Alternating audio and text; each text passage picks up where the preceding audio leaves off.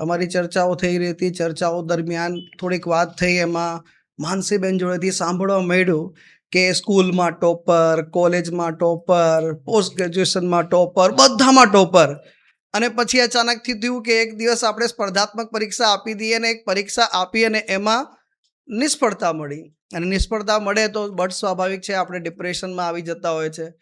અને એનાથી બહાર નીકળવું અને સફળતા સુધી પહોંચવું, એના માટે તો સૌથી પહેલાં આપણા જેટલા પણ યુટ્યુબના વિદ્યાર્થી મિત્રો છે, જે કંઈ પણ આ પોડકાસ્ટ જોઈ રહ્યા છે, એમને કંઈક આના વિશે જણાવજો કે એવું શું થયું અચાનકથી કે ટોપર અચાનકથી જે છે નિષ્ફળતાના દોરમાં આવી ગયો. સૌ પ્રથમ તો કહેવા માંગીશ કે તમે સ્કૂલ અને કોલેજમાં જે ભણો છો ને એના કરતાં સ્પર્ધાત્મક પરીક્ષા બહુ અલગ વસ્તુ છે. જ્યારે તમે સ્પર્ધાત્મક પરીક્ષામાં આવો છો ને તો તમે એક ટોપર તરીકે નથી જ આવતા, તમે શૂન્યથી શરૂઆત કરો છો. અને જ્યારે સ્પર્ધાત્મક પરીક્ષાની તૈયારી તમે ચાલુ કરો તો પહેલાં તમે એને સિલેબસને જોવો.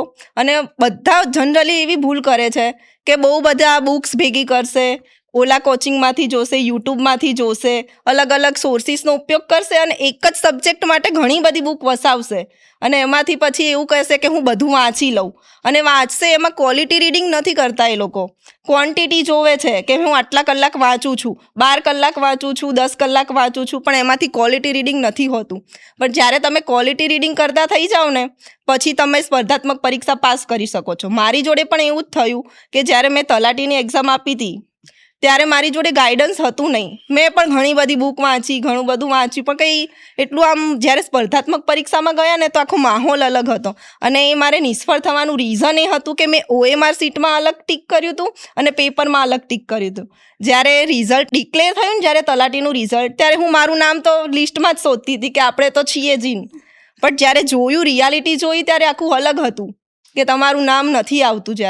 ત્યારે તમને નિષ્ફળતા મળે છે ને ચોક્કસ મળે. ત્યારે એવું થાય છે કે તમે એક ટોપર હતા અને તમે તલાટીની એક્ઝામ પાસ ના કરી શકો, એટલે તમને અંદરથી થોડું ડિપ્રેશન ફીલ થાય છે. પણ આમાંથી હું બહાર આવી અને પછી આ CCની એક્ઝામ આવવાની હતી તો મેં તૈયારી ચાલુ કરી અને એમાં મને વેબ સંકુલનો સાથ મળ્યો. જ્યારે મેં યુટ્યુબથી જોયું, હું યુટ્યુબમાં વિડીયો જોતી હતી વેબ સંકુલના, પછી એમ થયું કે આપણે યુટ્યુબથી સારું ભણી શકીએ છીએ વેબ સંકુલમાં, તો એક કોર્સ પરચેસ કરીએ. પછી મેં યુટ્યુબમાંથી જોઈને કોર્સ પરચેસ કર્યો અને સ્ટડી ચાલુ કરી મેં મારી. અને એમાં સારો સાથ મળી રહ્યો, મને ગાઈડન્સ મળી રહ્યું અને મેં પ્રથમ પ્રયત્નમાં જ મારી મેઇન્સ એક્ઝામ નીકાળી આ ગ્રુપ એની.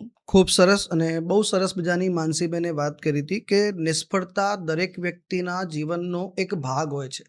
જેમ દુઃખ, સુખ દુઃખ જોડે શબ્દ જોડે બોલતા હોય ને આપણે, તો હંમેશા દુઃખ પછી સુખનો સૂરજ આવતો હોય છે. પણ એમાં પણ સૌથી અગત્યની બાબત એ હોય છે કે નિષ્ફળતાને પણ પચાવતા શીખવું પડે. નિષ્ફળ કેમ થયા એની પાછળના કારણો પણ જાણવા પડે આપણને, કે માત્ર નિષ્ફળતા મળી છે એનાથી બેસી રહેવાથી કાંઈ નહીં થાય. નિષ્ફળતા મને કેમ મળી, એવી કઈ ભૂલો મેં કરી છે અને એ ભૂલોને સુધારીએ તો સફળતા અવશ્યથી પ્રાપ્ત થાય છે.